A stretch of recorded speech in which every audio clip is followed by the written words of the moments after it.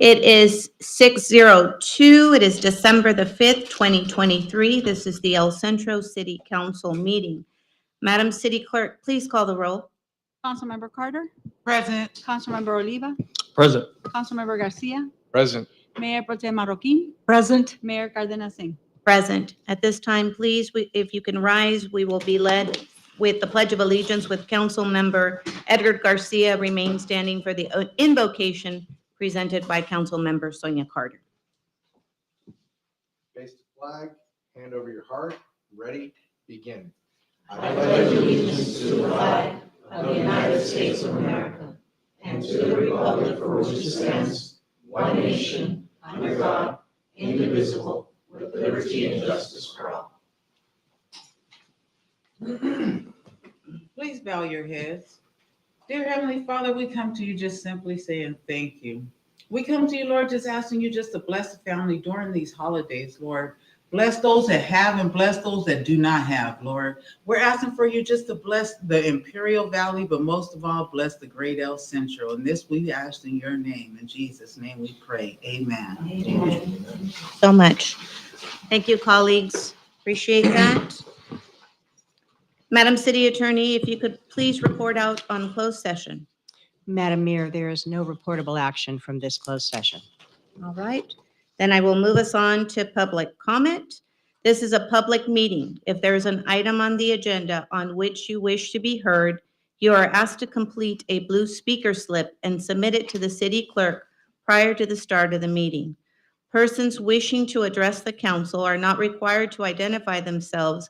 However, this information assists the mayor by ensuring that all persons wishing to address the council are recognized and also assist the city clerk in preparing council minutes. When the item is announced and your name is called by the mayor, please step to the podium and state your name for the record. Unless the mayor extends the time, there is a 3-minute time limit for each public presentation. If you wish to address any concerning item, other item not appearing on the agenda, you may do so during the public comment portion of the agenda. However, you may not show a visual presentation without review of the material. If you do so, you will be considered out of order. Madam City Clerk, are there any additional blue slips other than the one that has been presented to me? All right. Anyone remote? No, no one. All right. So at this time, I'd like to invite Debbie Elliott. I apologize, Miss Elliott. Hi, Good evening. just want to thank all of you for a wonderful Christmas tree lighting event. That was absolutely beautiful. Thank you for carrying through with the tradition. And to see all those young people in orchestra, guitar, singing, thank you. It was beautiful and such a testimony of really encouraging our young people to do good, positive things for themselves and then having their families come. Thank you. And the workers. I can't imagine the sound system people. They rearranged every time. They were amazing. Everything was beautiful. Thank you to all of you and all of your efforts. Thank you so much. We appreciate that. We're only as strong as our staff, and our staff was phenomenal. So thank you for Yes. that. Big round of applause for our staff for such a great event.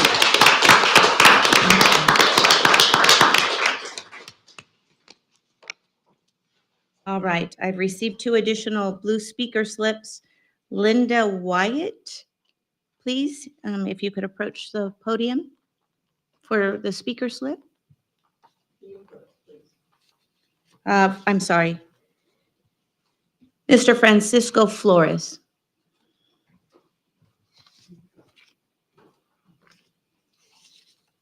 Good evening. Good evening. Good evening. I'm here on this Vasquez apartment, was it negative declarations?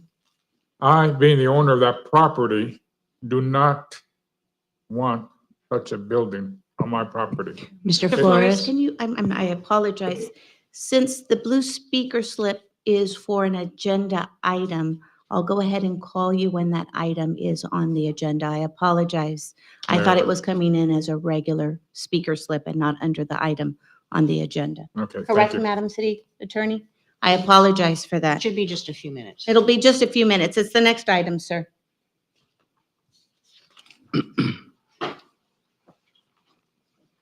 All right, with that, I'll move us on to consent agenda. Colleagues, there's in your packet, item 1 and 2.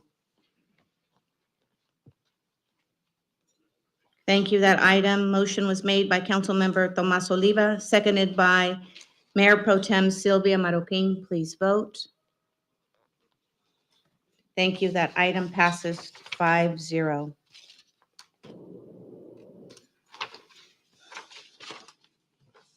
All right, now I'll move us on to item number 3 on the agenda. This is a public hearing item, so there is item 3, 4, and 5. All right? All right, at this time, this is a continued public hearing to consider the recommendations of the Planning Commission regarding the Vasquez Apartments negative declaration number 22-04, change of zone number 22-05, and the general plan amendment number 22-05. At this time, we will take a presentation by Mr. Angel Hernandez, Community Development Director. Yes, good evening, Madam Mayor Pro Tem, and members of the council. The item before you is a series of requests regarding the Vasquez Apartments. Essentially, the property owner and applicant is requesting a change of zone and a general plan amendment for the property at 1274 West Pico. It measures around 2.39 acres. The existing land use per the general plan and the zoning is consistent with low density residential. And as you can see in the map to the west is you can see a variety of different non-residential uses. You have the self-storage facility, and further to the west, a mix of offices, and there's also the medical office under construction at the same time. And then to the east, you see low density residential, albeit more rural residential. So the project before you is a change of zone from the current R1 single family zoning designation to R3 multiple family residential. And also consecutive with that, a general plan amendment changed the land use from low density residential to high medium density residential. So what that means is, if approved, this will allow the development at that site to develop up to 60 units. Now, the staff did do a site plan review last year, and what the applicant is proposing at this time are 2 buildings with a total of 56 units total. And this is a preliminary site plan on the screen with you. Sorry, before you. So on the next couple slides are just some exhibits about, if approved, how would the zoning and the general plan maps look like. So on the screen up in the left-hand side, you see this is the existing general plan land use map.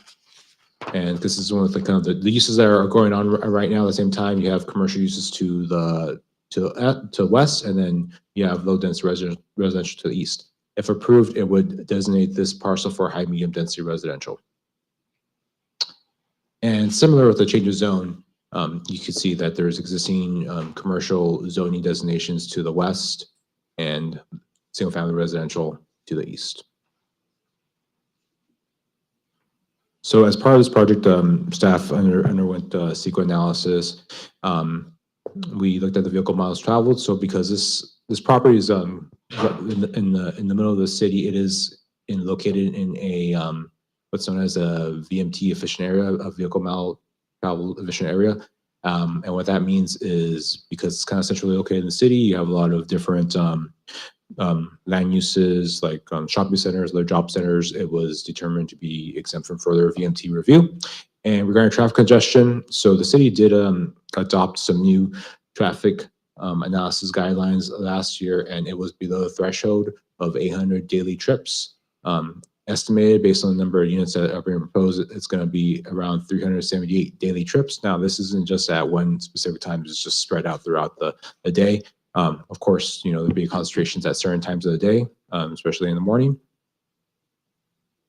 And the streets fronting the site, which is Pico Avenue, this is already designated as a 2-lane collector. It's not a local roadway, and it's located in the vicinity of Imperial Avenue. Some further topics. So we did get a comment from the Imperial Irrigation District regarding electrical service in the area. They did want to make it clear that that electrical service in the area, that to service a project, they may require additional infrastructure to the site, and that any upgrading or any relocation of utilities would be subject to the project. And regarding land use compatibility, so this is the major element of this project is the changes to the zone, and staff sees that this is going to provide an adequate buffer from the existing commercial uses to the west, and between them and the existing low density residential uses to the east. And as part of the change of zone, we do need to determine if how it's consistent with the general plan. I'm not going to read all these policies, but roughly the general plan does encourage the development of higher density areas, especially in areas that are already termed infill development, or that are already close to existing commercial areas or close to commercial corridors, i.e. Imperial Avenue. So staff did prepare a negative declaration that was prepared in compliance with the California Environmental Quality Act. That was released for public review from June 23rd to July 24th of this year. We did receive one comment letter from the Imperial Irrigation District, which did they wanted to make it clear about the electrical service in the area, how any upgrade to the service in the area would be a responsibility of the project. We did have a public hearing before the Planning Commission on October 10th, and we did have a public hearing scheduled for November 5th, but it was continued to this day. And staff did receive one phone call regarding the project.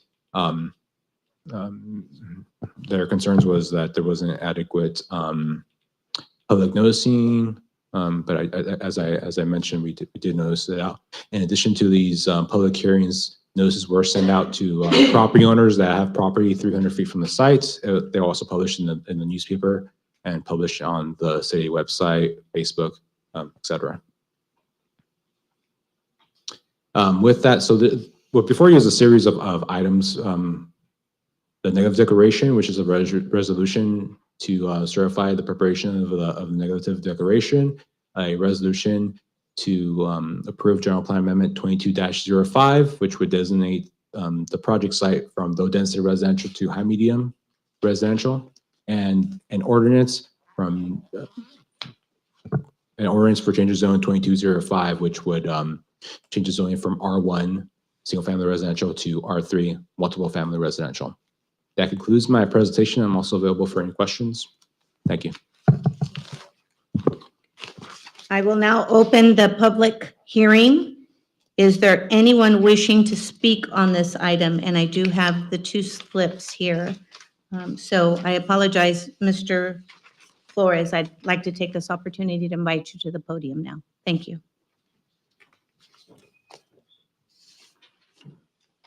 Thank you. The very first issue I'd like to bring to attention is that property is stolen. It is not their property.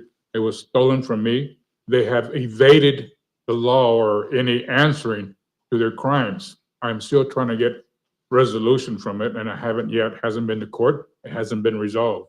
These people have been doing everything in hiding. And I don't know what better way to put it to you, but when the property was stolen, the person who stole it evaded the law by going into Mexico, came back, took the title to Illinois, broke up the title, then come back and got a realtor, kind of shiny, and sold it to these 3 different individuals. I advised the individuals that they were buying stolen property. They just laughed at it. I mean, they didn't care that they were buying stolen property. They are guilty of buying stolen property according to California law. They're all guilty of a crime, and nobody has been accountable for the crimes that they have committed. That is one reason right there. It's my property, and I talked to the whole neighborhood. Nobody wants this here. What you heard the man say right there, I wish that you people will go out there and make your own examination. There's lies. Number 1, not enough power. IRD was out there all today providing more power for the businesses going in right now. Sewer, again, not enough sewer. The streets, look at the streets. We have too much traffic, too many accidents there right now. Crime, high. You got high density to the west, to the north, to the east. You have high density all around. If you put this one in, it's going to create more problems for the neighborhood. Something the neighborhoods don't want at all. They're tired of so much problems with the density of your traffic, the people in there that exist now. That's from their behalf. But on my behalf, I think it's very wrong to allow these people, criminals, you might say, this is stolen property. It's mine. And the city has allowed these people to continue forward and forward and forward with all their actions. That is one reason I'm here for. I'm trying to get resolution to it. I'm trying to get the law to be applied. That's why I'm here. There's a lot more. Probably Linda White could have more finesse in explaining things, but the bottom buck is it. You're dealing with criminals. What more can I tell you? Thank you, Mr. Flores, for your comments. Thank I you very appreciate them. much. Thank you. Ms. Linda Wyatt?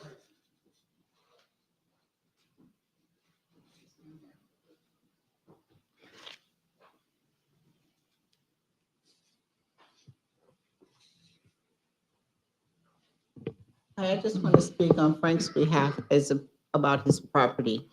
And doing some research for him, because he hasn't done a lot of research. He said that the paperwork got destroyed in a fire. The person that quick deeded his property, that the property was quick deeded to, she said it was gifted. Why would you give someone your property that you live on and they could possibly sell it to different people? And that's what has happened to him. I understand he's a veteran and he has health issues and all this. So I've just been trying to help him, and I have copies of the paperwork if you would like them. I've just been trying to help him get this resolved, because if he gets evicted from that property, he has nowhere to go. He's been there for 20 years or more. So that's the only place he knows after being there all this time. Mhm. So I just want to say that, and he's had 5 major surgeries. He has been on medication. I'm trying to get all his records from the VA to help him with this matter. So I don't know. Like, he just asked me to come do this, and I did it. So I don't know what all can be resolved from this, but that is his property, and he has lived there for all these years. And for people to say that it's not his anymore when he did not sell it or anything is hard for him to understand. Sure. Okay. Thank you very much, Thank you. Mrs. Wyatt. I'd like to Appreciate- see those documents.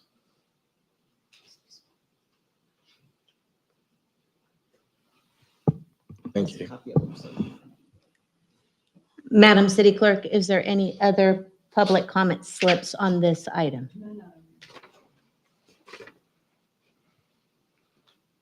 All right, seeing no other public comments at this time, I will close the public hearing. So therefore, the public hearing is closed, and I will bring it back to our city council and any council members that may have any comments. Madam Mayor, may I speak in terms of, we're only on item number 3, correct? So what's before us is related to the negative declaration? Correct. Okay. We're thank going to you. vote on each item independently. So item 3, 4, and 5 are independent of each Okay, other. perfect, thank you. Angel, can I ask a quick question? Just in case that there is anyone that, that may raise the question, 60 units, we're talking about how many parking spaces per unit? Is the code 2? Let's say it's 2. It's a little bit more than 2, because there's 2.25. Okay, There's so a quarter for guest parking. for argument's sake, let's say it's 2. So that means there would be about 120 parking spaces in a 60 unit. So theoretically, you would have 120 vehicles more in this parcel, right, than there is right now. So should someone raise that and say, how is that a negative declaration? Can you respond to that, please? Sure. So first of all, just according to CEQA, just like strict CEQA, what CEQA wants us to look at, and sorry for using abbreviation, the acronym, it's California Environmental Quality Act. It wants to look at the vehicle miles traveled. Basically, they don't, the CEQA analysis, they want to ensure that any kind of projects that they're not going to cause people to drive further from their homes to their workplaces. Before, let's say like 2019, they would look at what's called level of service, and then that's what they look at congestion on roadways, congestion at intersections. So just a strictly CEQA standpoint,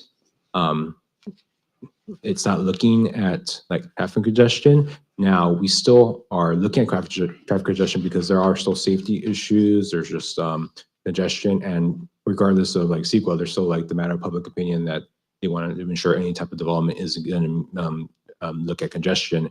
And to kind of streamline that, we did adopt these traffic study guidelines.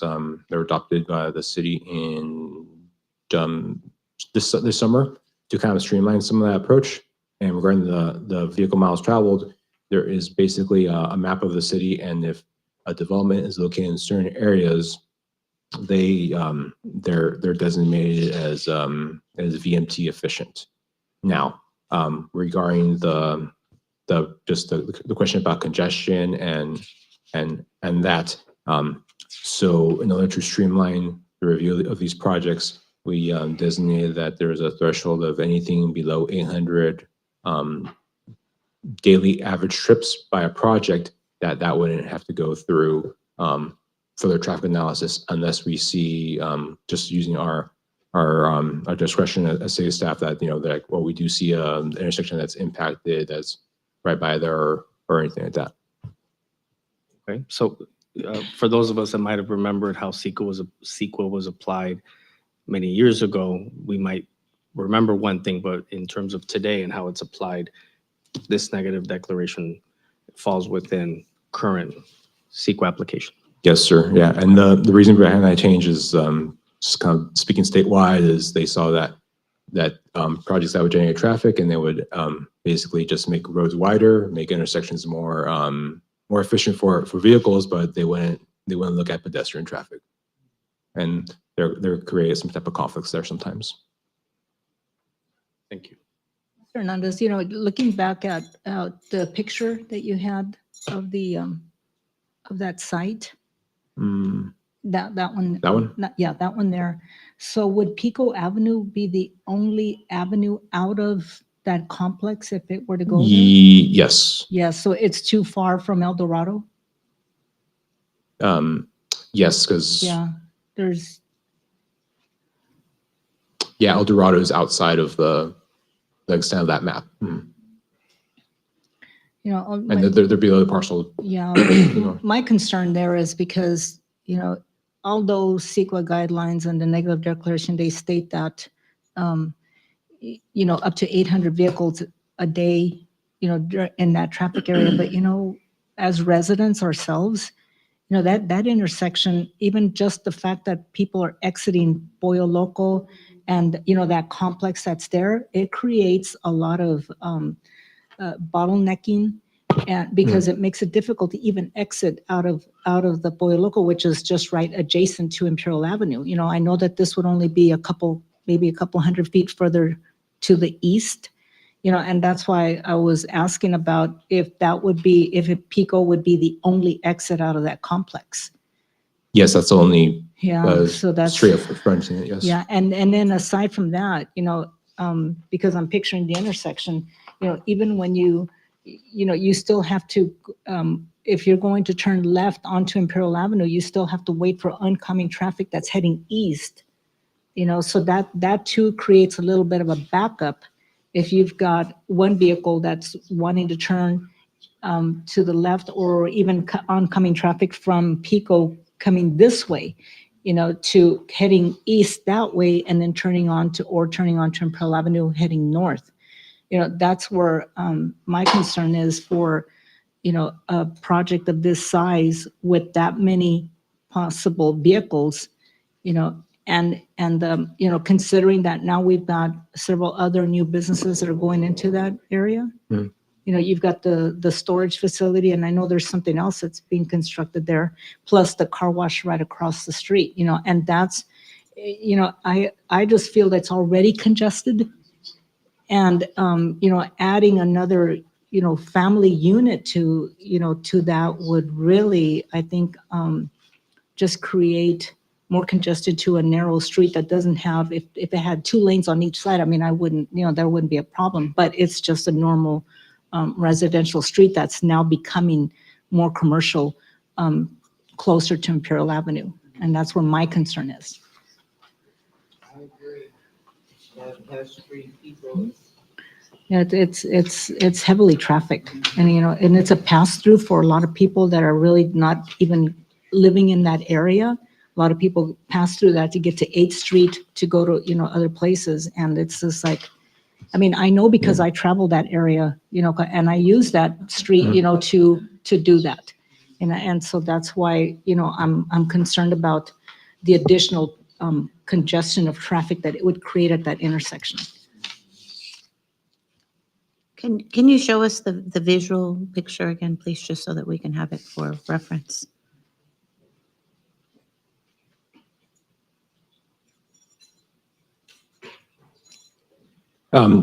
Just for a point, Pico Avenue is not it's not a local roadway. So local roadways are basically what most people live in front of, in single family residential. It's not designated as a local roadway. It is designed to as a collector roadway, which it basically it's one of the major roadways in El Centro. So like you mentioned, there's a lot of people that use it to drive through, get from 8th Street to Imperial Avenue. Yeah, so that's how it's designed. And The point about the traffic, I just want to make it a little bit clearer that all those trips, they're all not going to happen all at one time. There's always, especially with residential development, it's not as concentrated, the traffic that's generated, unlike commercial development where there's like closing hours and opening hours. Yes, there will be probably in the morning, that's when it's going to have the most impact, but throughout the day, those other trips are dispersed. Right. Council members, any other questions at this time for item number 3 is what we're discussing?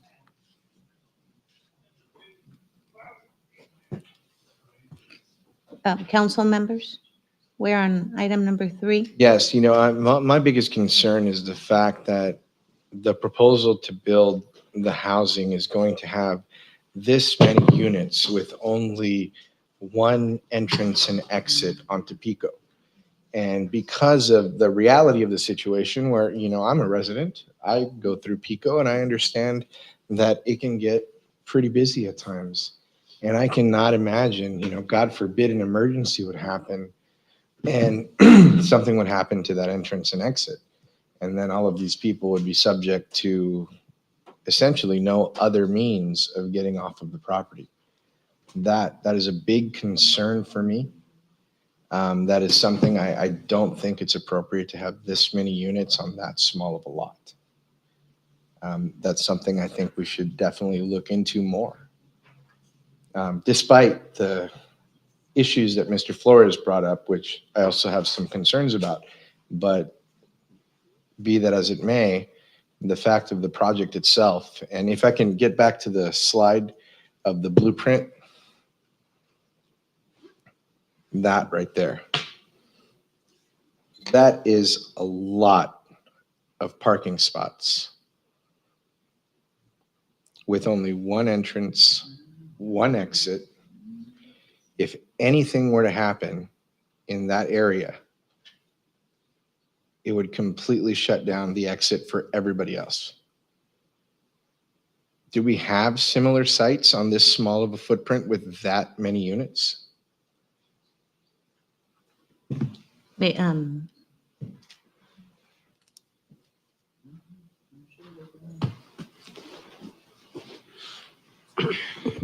No, none come to my mind.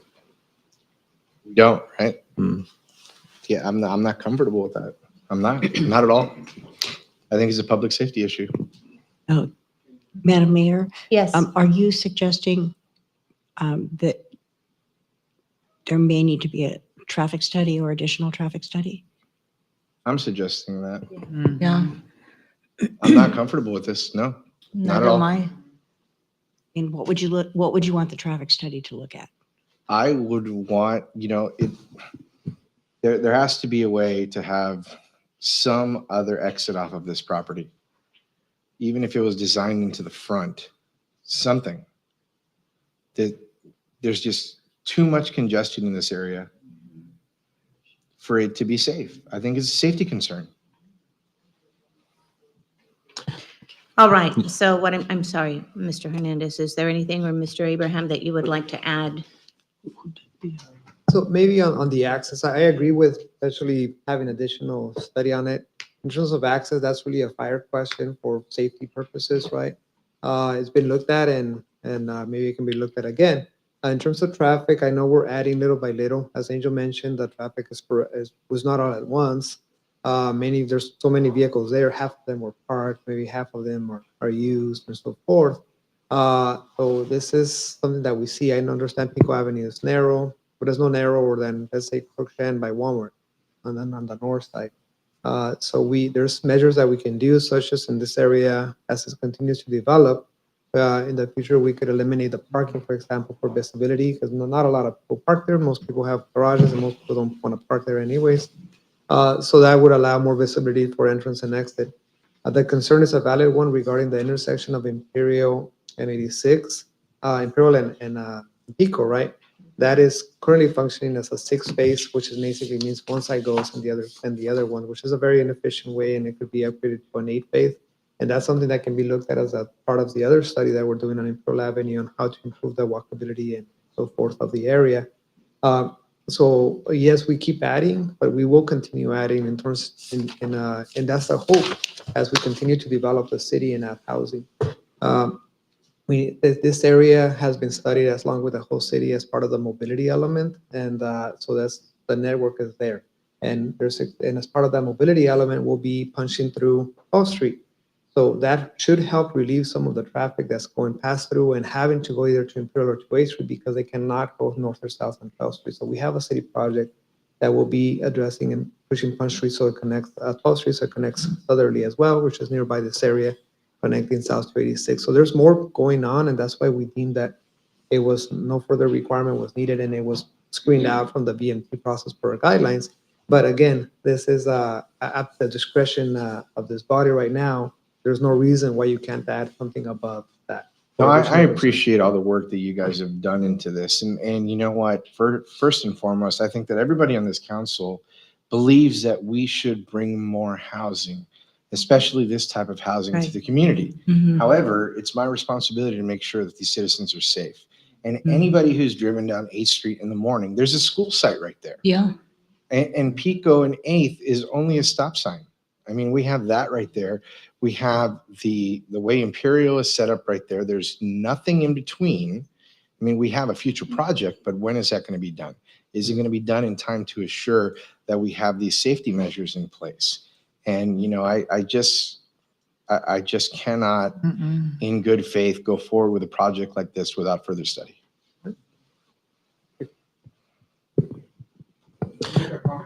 Yeah, Madam Mayor, I just want to say that the applicant wanted to make a comment. I don't know if that would be appropriate. Certainly, sure. Thanks for everybody's time. Appreciate it. There's been allegations that the property has been stolen. I just want to make a statement with facts. The property was procured through escrow.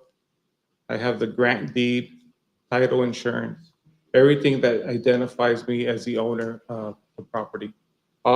We went through the proper channels, the legal channels to procure the equipment.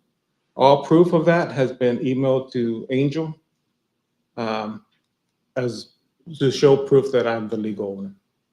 Statement number one. Number two, the requirements that have been identified for construction of new projects, we looked at that. You know, the parking requirement, fire trucks entering and exiting has all been considered as part of this project. We are very conscious of traffic, parking spaces that are required.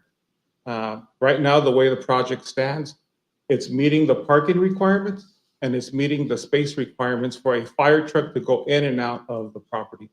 It's allowing enough access to enter and exit the property, and we are complying with the current city codes, parking requirement, handicap requirements, and also the requirement for the fire truck to enter and exit the parking. I respect everybody's opinion when it's in regards to the amount of traffic that it may bring additional. I think it'll be minimum, right? As any project gets developed, you know, there'll be some traffic associated to it. With the current requirements for construction, any new construction of apartments, we're meeting the requirements. So if new requirements are going to be developed, you know, on the fly, or additional requests that are outside the current building requirements that are that are put by the city, I mean, that's something that, you know, I'll definitely look at.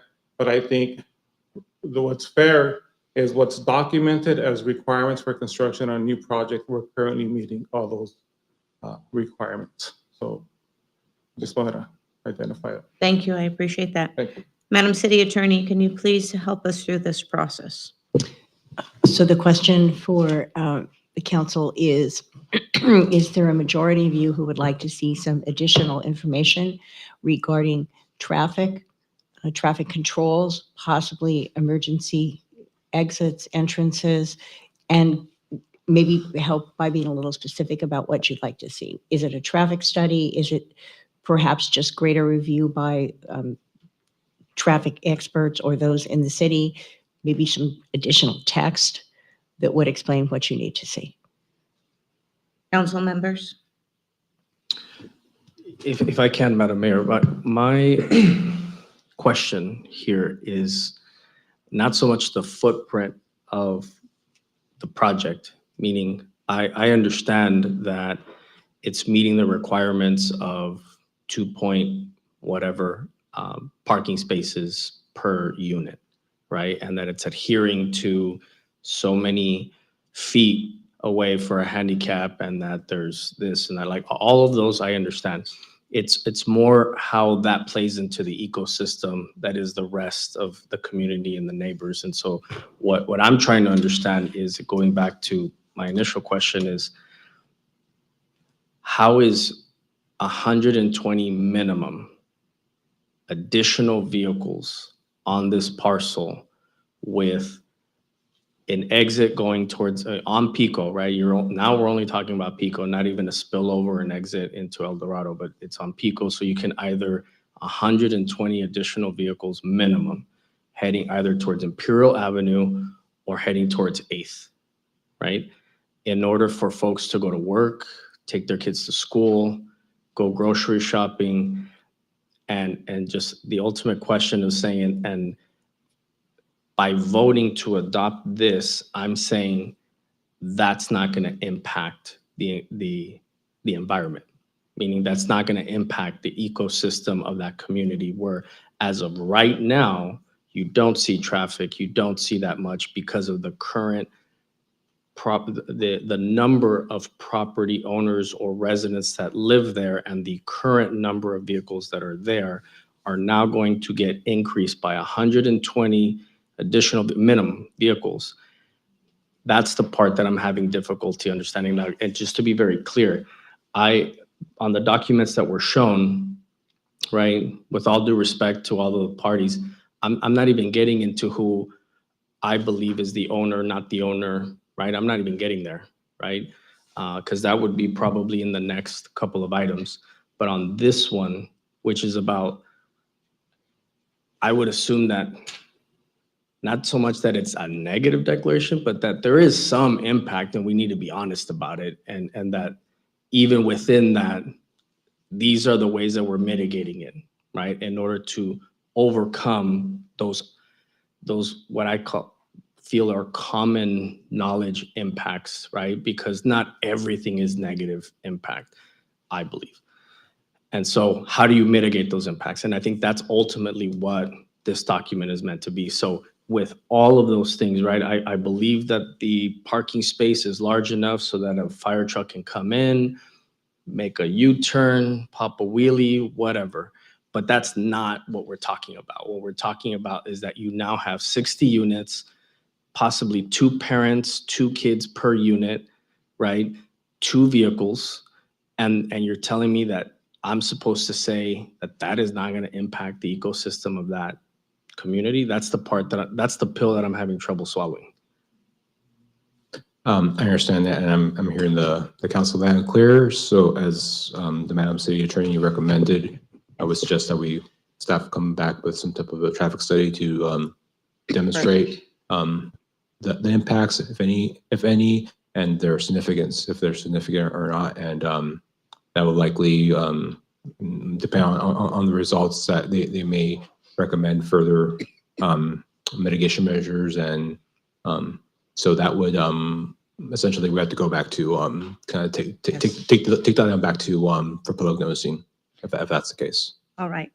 So that's clear direction on number 3. Madam City Attorney. Do you have enough information, Angel? Yes, I do. I do have one. Does item number 3 are items number 4 and 5 contingent on 3? Yes. Yes. Okay. So with that, then we will continue the item, correct? I think you need to take the other Yes. items off calendar. You I'm- don't know how long this is going to take, and this does take noticing to the community. If you have different mitigation measures that might be discussed, it's a different package they would be looking at. So, and I am not saying, Correct. I don't think we're saying it has to be a traffic study. It simply would be a greater review, if that makes sense. It'd probably be Fine. So for clarity, because I'm sure Angel will tag me in on traffic engineering side and their consultant. For clarity, we're looking at a scope of work that involves a review of specifically that one access point, consideration to or need of a second access point, but that's not really in the traffic study scope. A traffic study won't give you whether you need one or two access. You're looking at increased traffic flow. So at a 120, just to give you some order of magnitude, we have, assuming all 120 vehicles go in and out at least once each. That's over a 12-hour period, just allow for speed. So that's about 12 or 10 an hour, basically. So about one every 10 minutes, whatever it is. So that gives you an order of magnitude of travel going in. Whether that's enough to cause an impact on surrounding intersections, I mean, that's what the study would determine. Well, I think, I understand how they do the studies, but it's really not the reality of the situation. The situation is that all of these residents, at least the majority of them, are going to be leaving in the morning, either to go to a school site or a work site. How is that going to impact the surrounding community when we have a school site literally a stone throws away? Mhm. So that is already congested when it comes to drop-offs. We've already had issues when it comes to children being dropped off at that school, and it's literally right around the corner. So the scope, should that include review of those intersections? Absolutely, Oh, absolutely. definitely. Yeah. And I Now, think you we're need to look triggering at, Caltrans at this point. I think so- you need to look at the assumptions of, I believe you raised that earlier. So at this point, it'll trigger the 86th intersection, the 8th Street intersection, Caltrans review. Yeah, just to reiterate, my understanding is look at the driveway, whether the sufficient number of driveways to surface site, and also I'll say that the two nearest major intersections, which is like Abraham mentioned, it's a Caltrans intersection at Pico and Emperor Avenue, Highway 86, and also the intersection of 8th and 8th and Pico. Those are the major like intersections where there's non-local traffic there. So if I may, just, I'm gonna throw you guys a bone here, just kind of give it a shot, and that is, explain to me how what I believe to be my common knowledge and like this belief of how everything that I just described is not correct. And then, like, help me understand how it could be said that per CEQA guidelines, right, as they stand, that you would say that the concerns that we're bringing up are per California law, negative declaration. Sure. So what CEQA law has done is just limited the scope just to make sure that people aren't driving further and farther to get to their workplace, to get to their school, and vice versa. Before, they would look at congestion, a lot of the points that were raised right now, congestion at intersections and at segments. And what would happen in the past that people that amended CEQA would see is that would just basically result in like, okay, the mitigation measure for this traffic is to make another lane, make modifications to the intersection to make it bigger and larger. And in turn, that would have the unintended consequence of making it harder for people to like cross the street and things like that.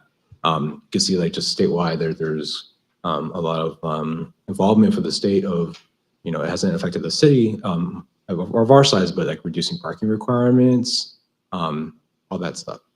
All eventually is gonna come down to cities like El Centro. So that's basically just looking at a literal review of CEQA. That's why they kind of moved away with traffic congestion, and they're just looking at basically how far people drive. And that's in anticipation of that, we did get the traffic study guidelines, and basically there's a map of the city where different zones are designated as efficient, meaning that if there's a project in that area, they see like, okay, there's a lot of shops there, there's a lot of like schools in the area that it's not going to require people to drive that far. Now, it doesn't look at like, okay, are those roadways are already congested for certain times of the day? It doesn't look at that. Right, and for Yeah. me, we take a look at projects, for example, the Chelsea project. How many apartments are we looking at, Chelsea? They're building Six. Like 96 right now. 96, right? 96. About 96. And so for me, it's, we look at 60, but I think it's where it's being located and the impact that it's having on the area. So we're very much about making sure that we're taking a look at the opportunity of housing. I think the concern is here, it's the location of it. So I just want to provide that clarity and explain. We're absolutely, ecstatic about being able to provide apartment units for, 60 families. I think the concern is the traffic and the impact that it's going to have in that area, right? Taking a look at it in its context. I think that's what we're talking about. So I just wanted to clarify that to the developer. I just wanted him to understand that. All right. So, Madam City Attorney, at this point, the direction that has been given is that staff will come back. We'll report back on the items and our areas of concern, and that it will then be brought back to our city council on an agenda in the near future. Relatively near future. Okay. So then that means at this time, item 3, 4, and 5 then are considered to be continued. Is that the correct term? The additional items need to be taken off calendar. The item's going to need to be renoticed when the additional work is Renoticed? done. Okay. Withdrawn? You want to call it They Withdrawn? need to be withdrawn, yes. All right. So council members, then for clarity, items 3, 4, and 5 then will be withdrawn from our agenda, correct? All Yes. right. All right. Thank you, Mr. Hernandez. I appreciate it. We'll move on to item number 6, discussion and any necessary action regarding the award of Commercial Avenue Improvements Project. Mr. Abraham Campos. All right, good evening, Honorable Mayor and council members. So very simple and happy project here going forward. We did get a grant for state through SB1 for local partnership program. It's a 50-50 match. And this is specifically for the overlay of Commercial Avenue from 3rd Street to Dogwood. We did advertise, we got 3 bids, with Pyramid Construction being the low bidder. We are recommending award to Pyramid Construction in the amount of $638,781.20 and authorizing the contingency as established in the resolution. So what we're looking for here is your support for adopting a resolution number 23 as presented in the agenda. Thank you. Council members, any questions for Mr. Abraham Campos on item number 6?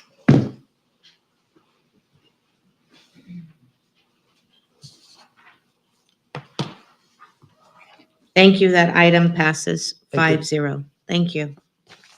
All right, moving on to item number 7. We will now recess as the city council meeting and adjourn as the successor agency for the redevelopment agency. May I please have roll call? Member Carter, Present. Member Oliva, Present. Member Garcia, Present. Co-Chairman Marroquin, Present. Chairman Cardenas Singh. Present. Thank you. There is one item for our successor agency meeting that is before us. All right, and that is discussion and related action regarding the sale of surplus land along Industry Way and further identified by the assessor's parcel number 054-310-051. Ms. Adriana Nava. Hello, Honorable Mayor and Council. Just to provide a little bit of context, our DAs were dissolved years back. And so as part of our long-range property management plan, we are following through on that plan and selling off property. In addition to that, there is a new law that was recently implemented with some changes that prior to us selling the property, we need to advertise it to nonprofit housing entities, school districts, et cetera. So we have been sending letters as we move forward through this process. And for us, it's been an interest to sell off some of these properties in order for us to clean up portions of the city that they're just contributing. They're not really contributing to the economy much, and they're accumulating sometimes debris and are a nuisance to some of the neighbors. So as we've moved forward, recently we advertised 3 properties. These are all along Industry Way, and you can identify them 310049. That's a larger property, 051 and 037. So we did, as mentioned, we did do the advertising for these properties. On August 10th, we did receive a notice of interest from Andy and Natalie Erickson, and they are the owners of Hans Co. LLC. They have a tenant adjacent to property 054-310-051, and so they are interested in expanding their business. And so we did receive information from them that they're interested in purchasing. This is an all-cash deal. If we move forward with this with council approving it, then we will move forward with the legal documentation with our city attorney. Any questions so far? No. So with that said, we recommend adoption of resolution successor agency, resolution of the successor agency to the redevelopment agency, approving an agreement for the sale of real property to Hans Co. LLC. All right, council members, it is our opportunity. If we have any questions for Ms. Adriana at this moment. Just one question. When was that property appraised? This last one, it has to be prior than 3 months of the sale. Okay. Any other questions, council members? All right, motion has been made by council member Edgar Garcia, seconded by myself. That item passes 5-0. All right, may I have a motion and a second, please, to adjourn as the successor agency meeting So moved. and to reconvene as city council? Thank you, council member Edgar Garcia. Second. Thank you, Mr. Tomas Oliva. Madam City Clerk, at this point, will it be roll call vote or will we vote? Come back in? Yes. No, you can just come back in. All right, perfect. Thank you so much. All right. With that, following our agenda, there's nothing under legislative action. There is one informational item in your packet, that's number 8. And therefore, we will move on to task force reports. At this time, council member Sonia Carter, is there anything that you would like to report? Yes. Good evening. I hope everyone had a wonderful Thanksgiving. This is short and sweet. We had a hospital board meeting and we have the Christmas tree lighting and the Christmas parade. And I'm sure our Madam Mayor wants to elaborate on how beautiful that is. So I'm gonna go ahead and pass the torch. All right. Councilmember Olivia. Yes, Madam Mayor, council members, the only thing that I'll have to report, I know we had a lot of festive events, but the one thing that I did want to report back to you was that last week we met with Dr. Gailey, who is the Secretary of Health and Human Services for the state of California. He was hosted here by Assemblymember Garcia, and some of you were there as members of the El Centro Regional Medical Center, and so it was a pleasure to talk to him, to reaffirm our intent to join with the Imperial Valley Healthcare District. He also announced that there was going to be a phasing of certain services offered by clinics and hospitals that will receive increases in Medi-Cal reimbursements, certain such as behavioral health, women's health, and others would get theirs in January 1st, 2024, and then some other services in January 1st, 2025. And so it was a pleasure to have him here, to speak with him, to have him see what we're doing here, and also to thank him for the assistance in the distressed loan hospital program. And so with that, colleagues, I yield back. Wonderful. Councilmember Edgar Garcia. First of all, I hope everyone had a great Thanksgiving. I had the great opportunity to attend the League of California Cities board meeting in Carlsbad. It was my first time appearing not only as a board member, but also as a member of the Executive Finance Committee.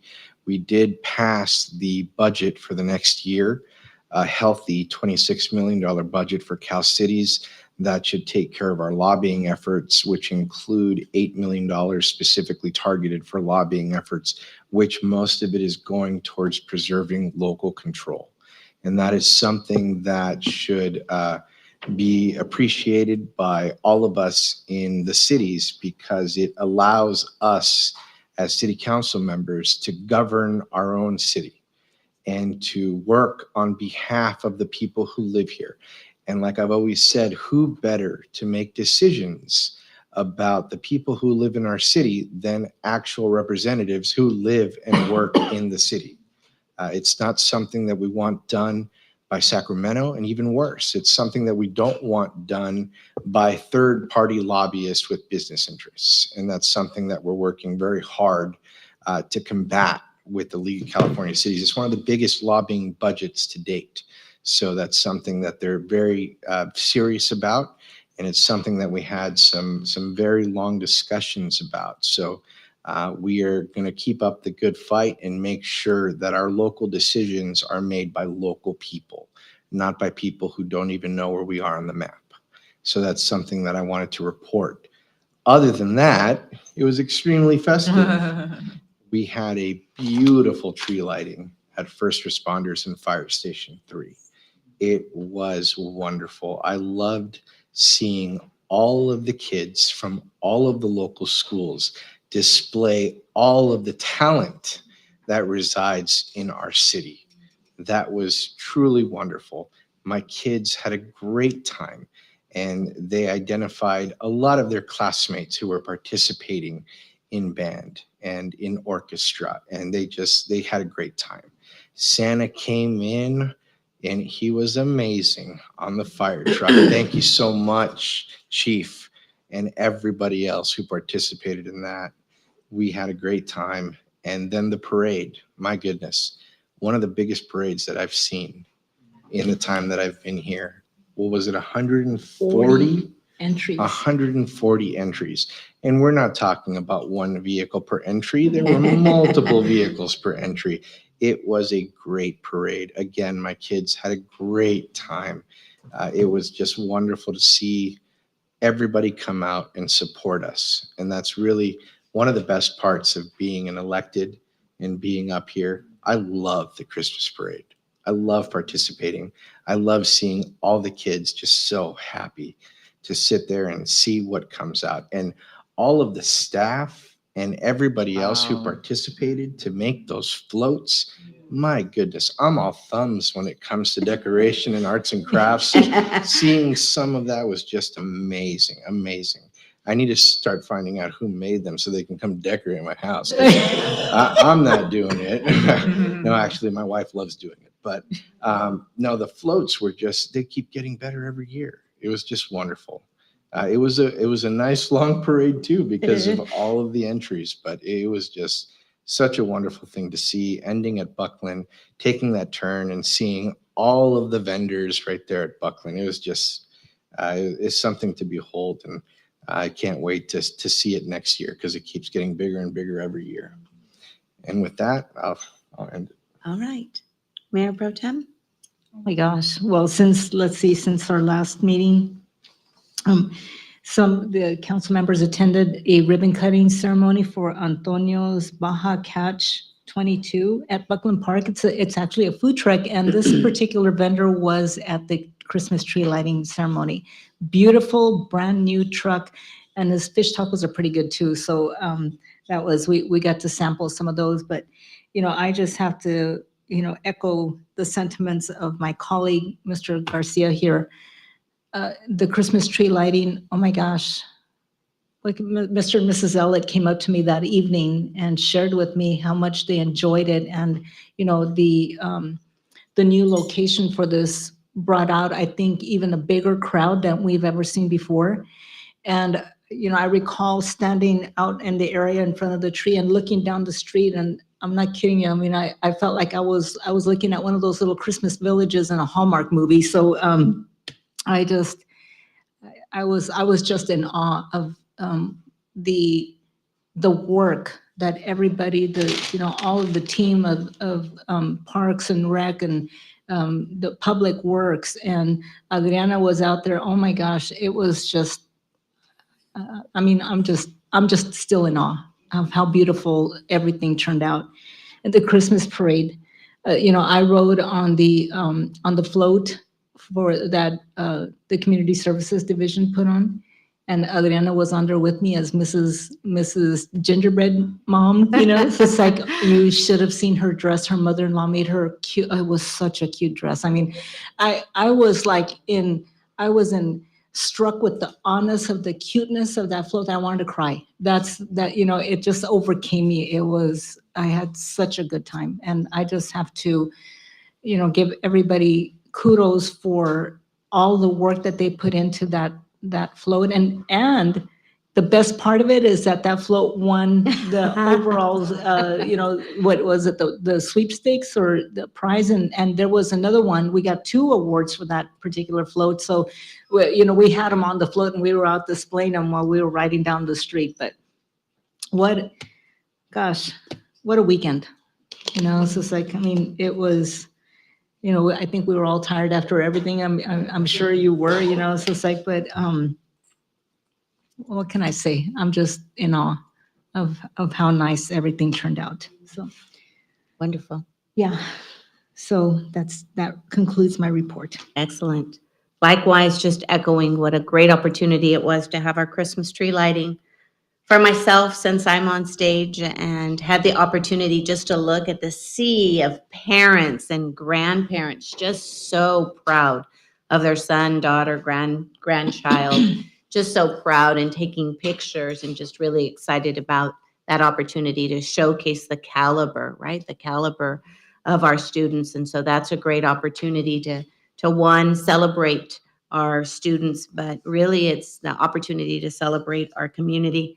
The layout was great because I was standing on the stage. I could see kids playing at First Responders Park. So that was great to see. Just great use of the entire footprint of the area that we were at. And I think it also brought out a lot of individuals, maybe community members that had not attended before, maybe because it was closer in proximity to their neighborhood. So I think that's why we're going to start seeing a lot more of that opportunity to grow that event. In addition to that, the Christmas parade was spectacular, amazing, very proud of that flagship event that we have here in the city of El Centro and that it's a tradition. I had the opportunity, of course, to be part of the healthcare roundtable discussion with our California Secretary of Health, Dr. Galley, which is a wonderful opportunity to discuss the needs, healthcare needs here in the Imperial Valley, and with him also sharing with us that there is some sense of relief that will be coming back in Medi-Cal and Medicaid reimbursement rates. So that was great to have some resolution to that. I attended something that was extremely powerful. I was invited to IVC, had a vigil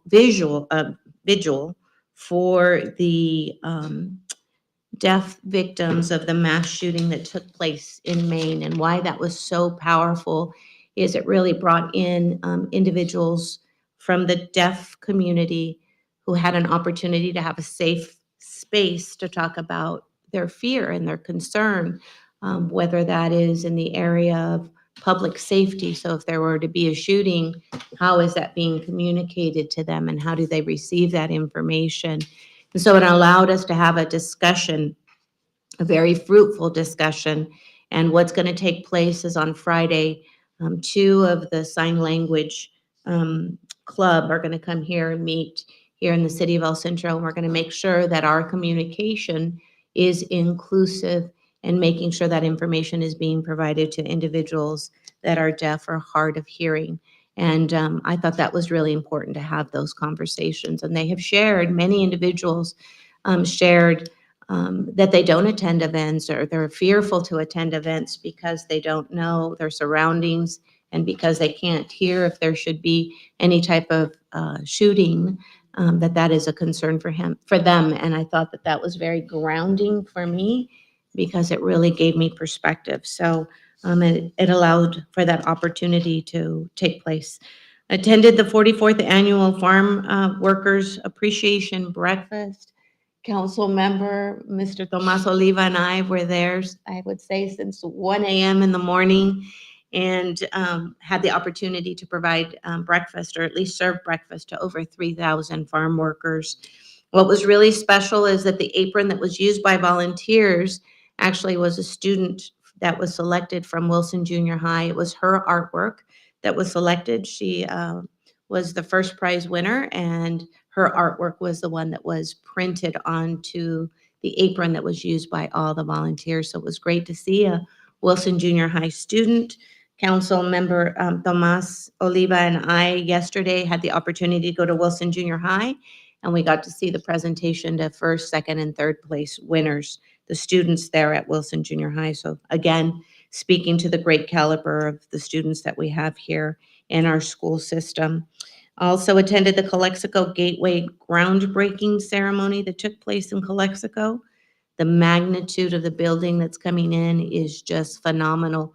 And a lot of that is already prefabricated.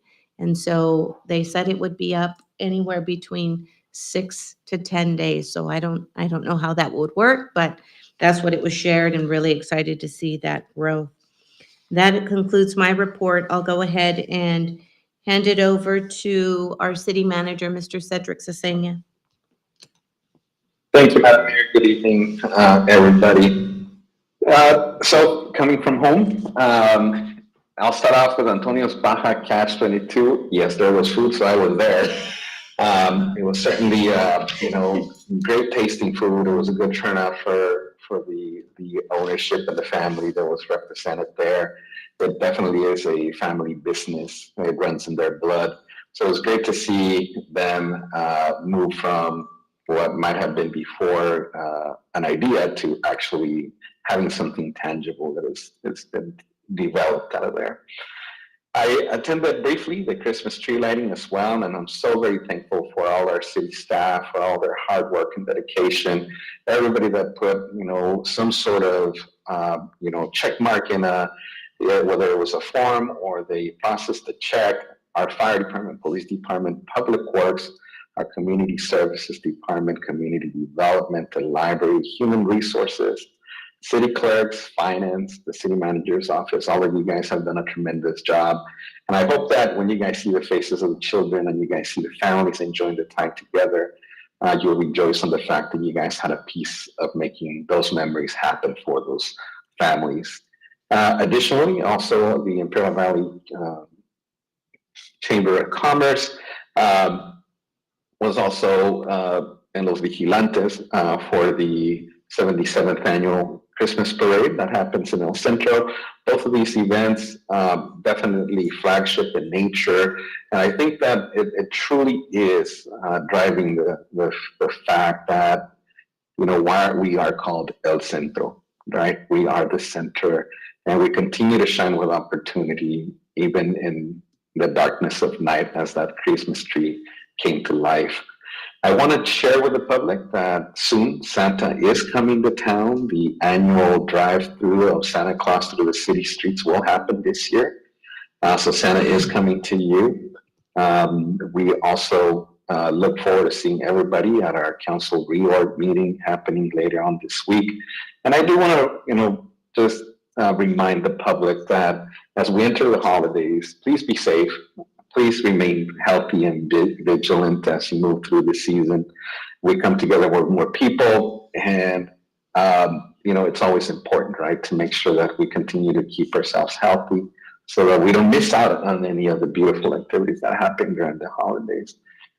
This is probably for me one of the most fulfilling seasons of the year, and I know that it is so for so many others, and I would hate to miss any of it because I'm sick at home. So as it is, I should be back in the office tomorrow. I look forward to seeing everybody on Thursday and, get this reorg going. Thank you, ma'am. Thank you, Cedric. I appreciate that. All right, council members, if there is no other business at this time, meeting is adjourned, 7:13.